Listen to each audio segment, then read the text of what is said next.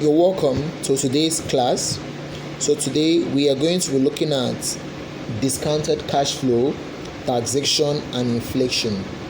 Now we know that tax is payable upon profit being earned by a company or an individual, and this tax often form cash flow. Now in discounted cash flow techniques, we often use NPV to determine the profits of the project, and tax is payable on this profit. So the finance manager must incorporate this in their analysis of the cash flow. So on this note, taxation is a cash flow item and it has a lot of effect on discounted cash flow techniques. Now, tax also works hand in glove with cost of capital. Interest is tax deductible. As an accountant, you know that interest is tax deductible.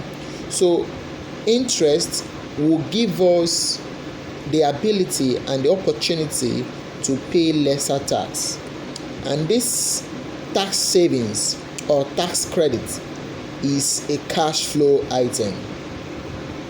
However, since we make use of cost of capital in discounted cash flow analysis, we will not calculate tax savings or its like. We will only incorporate that by calculating the post-tax cost of capital. So as you can see here, this is the post-tax cost of capital, and this post-tax cost of capital can be calculated using this formula. I hope you can see it.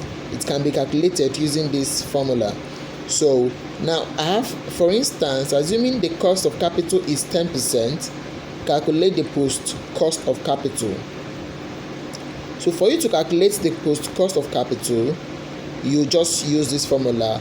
Post interest cost is equal to 10% times 1 minus tax rate, which is this. Remember the formula for calculating it was provided here, and TR is tax rate.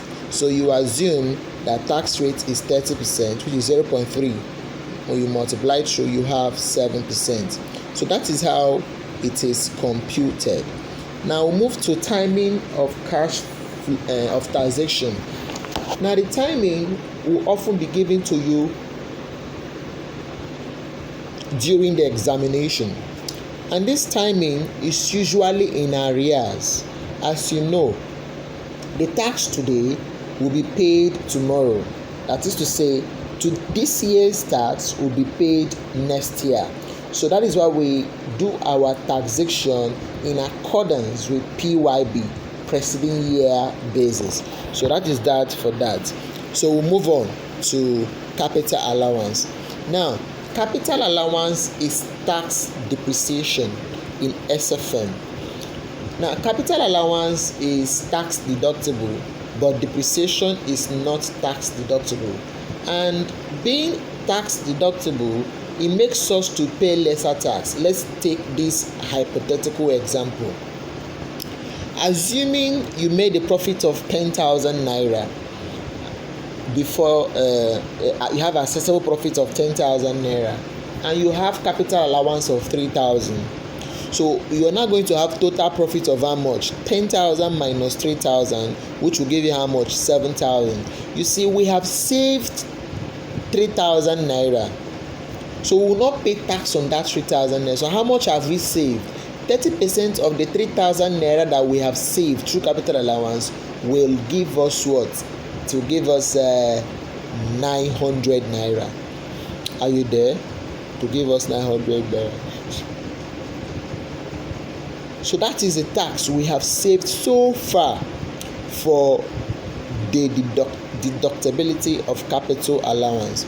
Now there are two methods of calculating capital allowance: straight line method and reducing balancing method. You know what this is, but I will give you a format that will help you. And this format, I tried to solve a question assuming that an asset was bought 100,000 naira and the capital allowance was bought rate is 20%. If you are to use straight line method, calculate the capital allowance, assuming that the assets will stay for 4 years. At the same time, the assets will be disposed at the end of 4 years at 25,000 naira. So what do? We come down here and commence our work.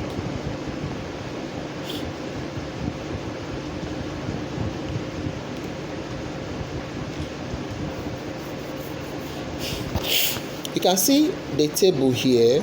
There are 5 columns. The first column is here, the second column is particulars, the third column is workings, the fourth column is capital allowance, the fifth column is tax savings.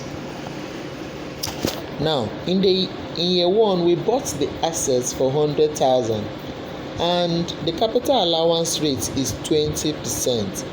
Since the capital allowance rate is 20%, it simply means that 20% of 100,000 will give us 20,000. Take it away, we have 80. Now, straight line method, you write off the same amount every year. So we now have the second year, take away 20,000. The third year, take away 20,000. We now have 40,000 remaining. So with this, you have capital allowance of 20. They said that the assets will be scrapped at how much? To be scrapped at 25,000 naira.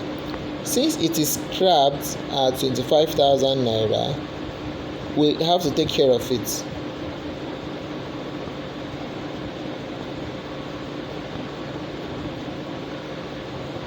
So we have 25,000. So take away 25,000 from 51,000. Good. Okay. They said it will be scrapped at 65,000. Let's correct that. Said it will be scrapped at 65,000. Since it will be scrapped at 65,000 naira, we'll take it away. We will change this value to 65,000. Since it is scrapped at 65,000 and the tax written down value for straight line method is 65. So we have 65. So take away 65 from 40. So we have 25,000, which is balancing charge. Balancing charge simply means gain. We made a gain of 25,000 naira.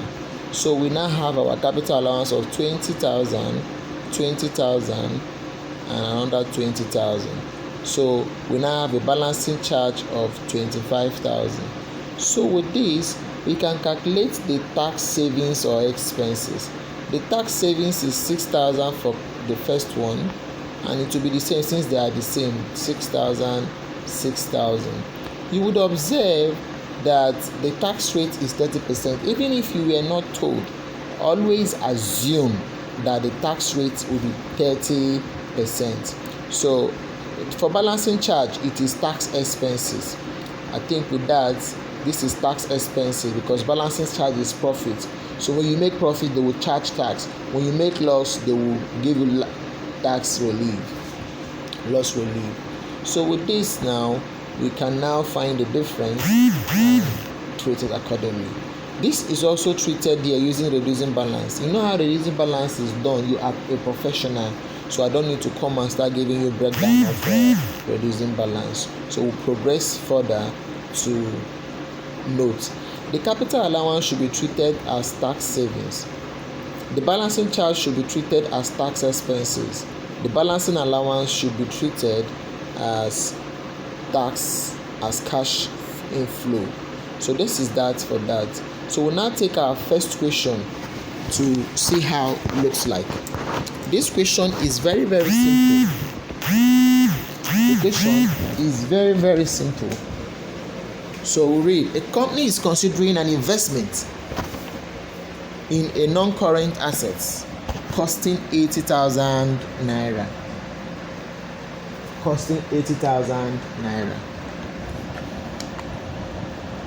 The project will generate the following cash flow inflows: 50,000, 40,000, 20,000, 10,000. Capital allowance are claimed at 25% by the reducing balancing method, and the first tax benefit will occur 1 year after the date of acquisition.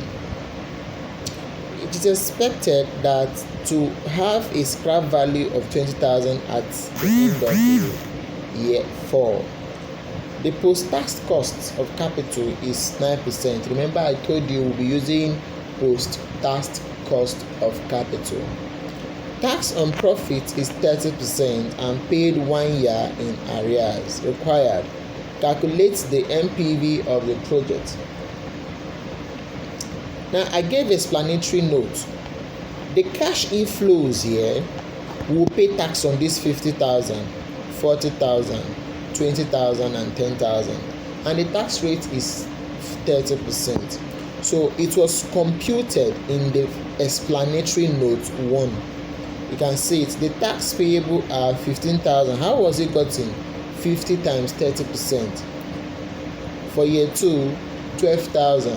How was it gotten? 40,000 times 3 based on the equation. This is how we did for the 4 years. The capital allowance was computed, remember, using reducing balancing method. So the cost is 80,000. Since the cost is 80,000,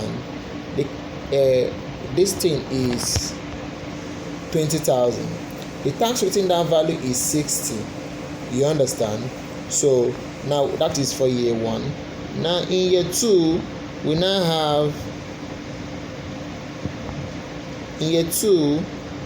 have capital allowance. So 25% of 60,000 will give us 15,000. Take it away from this, we have 55,000. So capital allowance for year 3 will be 25% of 55,000 will give us 13,750. We now have year 4. But in year 4, the asset was sold, and you don't grant capital allowance in the year of disposal. Hence, you deduct. You wouldn't grant capital allowance. So what you now do is to compute balancing charge or balancing allowance. Balancing charge is profit, while balancing allowance is loss. And balancing charge, they will tax you, while balancing allowance, you will pay tax. Balancing charge, they will tax you, while balancing allowance, they will grant you tax loss relief.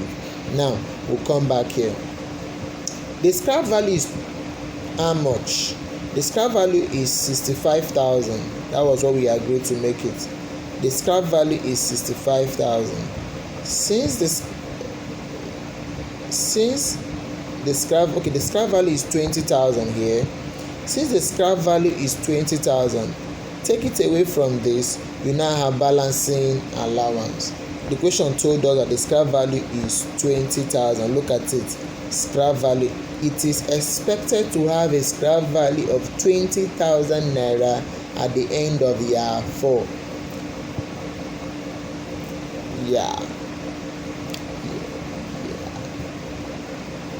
Good. So recall that capital allowance is not computed in the year of disposal. So having gotten our capital allowance for year 1, you bring it here. For second year, you bring it here. For third year, you bring it here. Then for balancing allowance, you bring it here. So they will grant us tax savings or tax credit at 30%. I didn't indicate it because it's already in the equation. 30% of 20,000 will give us 6,000. Are you there?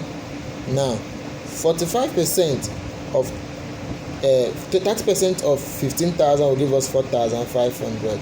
30% of this 13,750 will give us 4,125. 30% of 21,250 will give us 6,375. So that is how we calculated our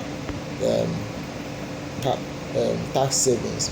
So tax is payable 1 year in arrears. So the post-tax cost of capital is 10%. Good. So no, the post-tax cost of capital is 9%. Sorry for that typo error. the post-tax cost of capital is 9%. Since it is 9%, we now have solution year 1 to 5. Why do we include 5 since the project will last for 4 years? It's because of the arrears of tax. Because the tax of year 1 will be paid in second year. The tax of second year will be paid in the third year. So that is that about that. So we now have cost slash scrap value 80,000 is 80,000 and the scrap value is 20. Cost, we paid money, so that's why it's in bracket. The scrap value is positive, we didn't pay any money. So we now have cash inflow. So we have this at the cash inflow 50,000, 40,000, 20,000 and 10,000. So with this, we'll move down to tax payable. We have calculated tax payable accordingly. Now this is year 0. This is year 0. The second column is year 0. The third column is year 1. Now the tax of first year will be paid in the second year. The tax of second year will be paid in the third year. So that is how it extended to the fifth year, which is the last column here. Now same goes with the tax savings. Which is capital allowance. So it is in line with the tax, you see. So that's how you always treat it. Anyhow you treated tax, that is how you treat your tax savings or tax expenses, as the case may be. So you now add up, that will give us net cash flow, which is this. So you calculate your MP, present value interest annuity factor. Look at them, we calculated it. You know how this is gotten as a professional student, so I don't need to be reminded. Then the present value gave us this accordingly. So if you add all this together, you will now have our NPV, and our NPV is to the value 9,628. Since the NPV is positive, accept the investment project. So that is that about that. Now this question is simple. I'm still introducing you to cash flow, discounted cash flow analysis. By the time you are rooted in the methods and techniques of doing this, we will now start taking past questions from the ICAM past questions to appreciate them, and also take ACCA questions to appreciate them accordingly. Now the last thing we will look at before we leave for today is inflation. Inflation is known as inflation and long-term project. Inflation will often affect long-term project because the money we projected to make in the next 3 years will definitely be affected by inflation. Inflation might even erode away the purchasing value of that projections. So it is pertinent that finance managers incorporate these into their analysis, so that management can make an informed decision that will reposition the company strategically towards meeting its objectives. Now, how do we reflect the inflation in our discounted cash flow techniques? There are 2 methods, and those 2 methods are discounting the money cash flow with the money cost of capital.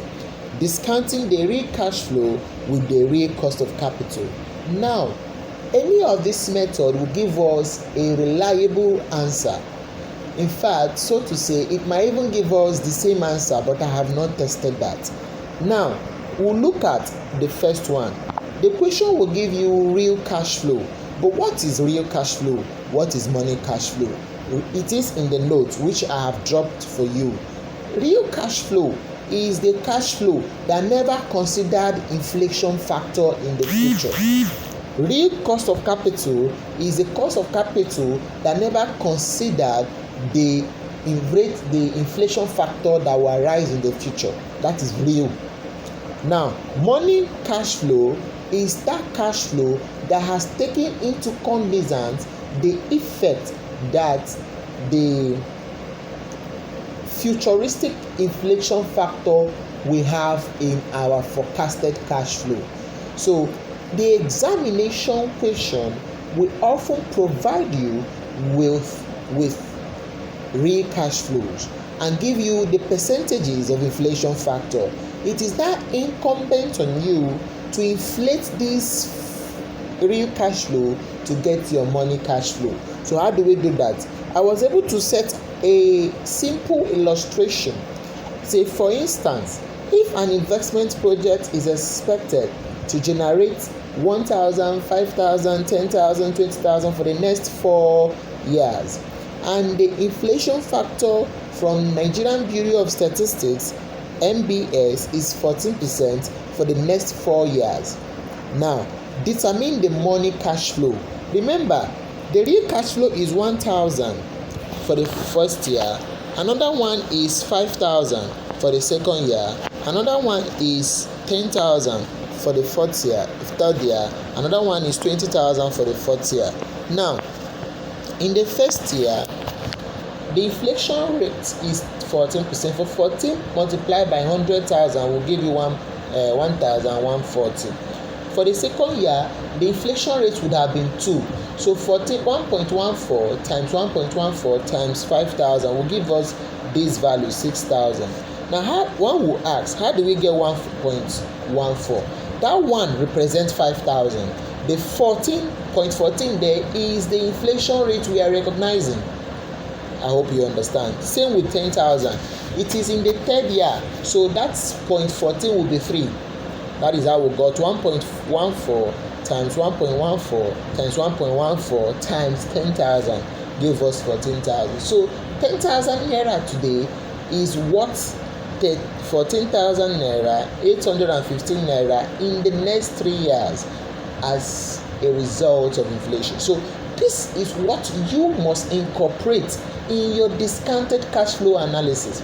Every reasonable question that you see in the exam must have this. So acquire this skill now, so when we start tackling more difficult questions, you would appreciate it better. Now, money cost of capital. To calculate money cost of capital, Fisher's model can be used, and this is a Fisher's model. 1 plus M is equal to, bracket open, 1 plus R times 1 plus I. R is real cost of capital, I is inflation rate, M is money cost of capital. So I think it's important that I write this out so you would understand better. Where M is equal to money cost of capital. Are you there?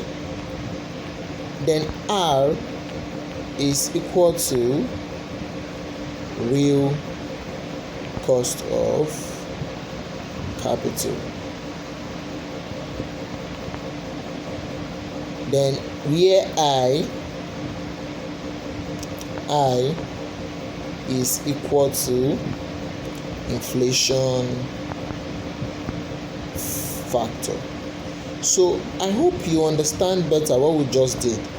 So these are the interpretation inside the equation. Now, it's simple. Assuming that a company has a real cost of capital of 10% and an inflation factor of 6%, calculate the money cost of capital.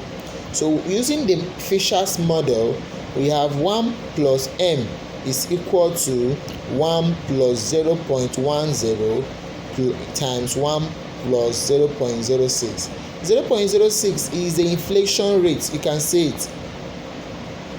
Why 10% is the real cost of capital. So using the equation, we now have this times this will give us 1.166. So collect like terms. So now have M is equal to 1.166 minus 1 will now give you 0.166.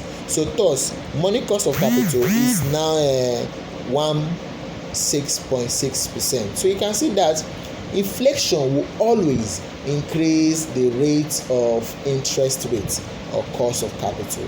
So this is your assignment which you are to attempt and submit to me on WhatsApp, and I will look at it and mark and determine whether you did well or not. It is also in the group chat. If you still need it to be sent to you privately, you can chat me up and that will be done. Thank you for attending. Do have a nice night. Good night.